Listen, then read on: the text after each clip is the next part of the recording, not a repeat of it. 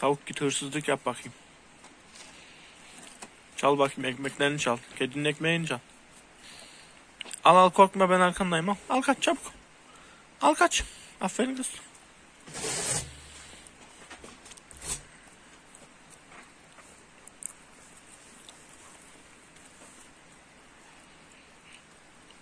Kediye de paylaş lan.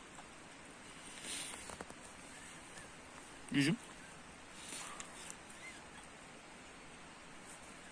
Kedi miyavla bakayım.